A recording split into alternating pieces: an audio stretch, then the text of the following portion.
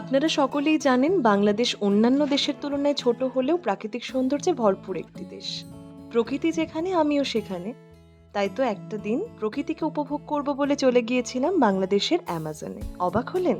ঠিকই ধরেছেন, আমি রাতারগুলের কথাই বলছি। আজ আপনাদের ঘুরিয়ে দেখাবো রাতারগুল, আর সঙ্গে থাকবে কিছু তথ্য।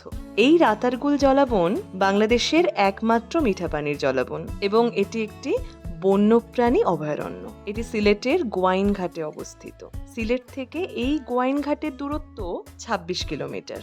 এই জলাবনটির আয়তন প্রায় ৩,৩২৫ একর, যার মধ্যে ৫০৪ একর বনকে ১৯৭৩ সালে বন্যপ্রাণী অভয়ারণ্য হিসেবে ঘোষণা করা হয়েছিল। এটি পৃথিবীর হাতে গোনা কয়েকটি মিঠা পানির জলাবনের মধ্যে অন্যতম। কি মনে হচ্ছে তো যে রাতারগুল কেন নাম হলো? আসলে সিলেটের স্থানীয় ভাষায় রাতা গাছ, যেটাকে মুর্তা গাছ বা পাটি গাছ বলে, তার থেকেই এই নামকরণ হয়েছে রাতারগুল। সারা বছর এই বনটি প্রায় ১০ ফুট জলের নিচে থাকে। বর্ষাকালে ২০ থেকে ৩০ ফুট পর্যন্ত জলের উচ্চতা বেড়ে যায়। তবে একটা কথা বলবো যে বর্ষাকালেই কিন্তু রাতারগুল দেখার আদর্শ সময়। জলের মধ্যে দাঁড়িয়ে থাকা গাছপালার ভিতর দিয়ে পাখির ডাক শুনতে শুনতে ডিঙি নৌকোয় ভ্রমণ এক আলাদাই তৃপ্তি আনে মনে। তার সঙ্গে থাকে যদি মাঝি ভাইয়ের গান, তাহলে প্রাপ্তির ঝুলি আরো পূর্ণতা পায়। তাই সবাইকে বলবো, সিলেট গেলে অবশ্যই একদিন রাতারগুল যাবেন।